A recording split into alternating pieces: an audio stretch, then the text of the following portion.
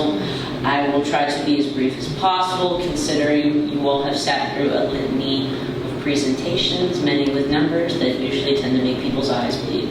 Mine are almost at that point with budget development myself.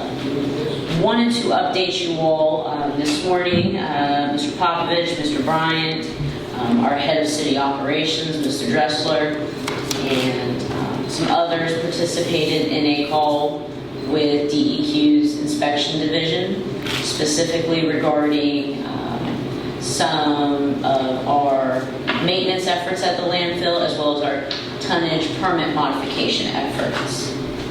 The folks in at the DEQ inspection division expressed concern over the limit of 75 tons.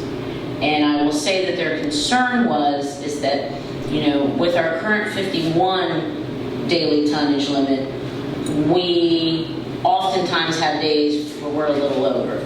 When we have put in for temporary waivers, when we knew we were having large-scale projects between our industrial entities that are within our limits, as well as our other partners that work with us at the landfill, Bath County having major commercial or other construction development, getting a 100-ton waiver, we've also had instances where we've met or just went over that.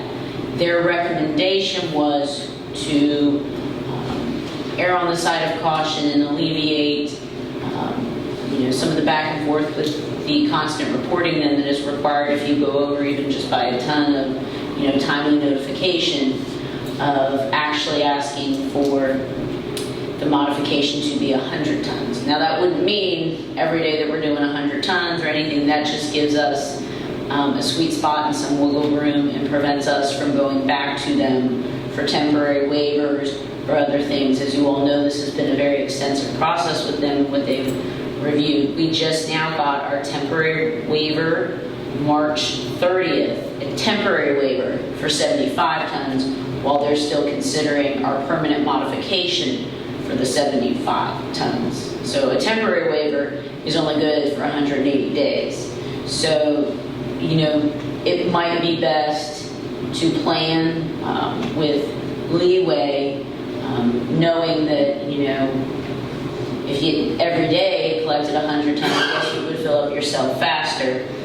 But the instances where we have actually had 100 tons have been few and far between.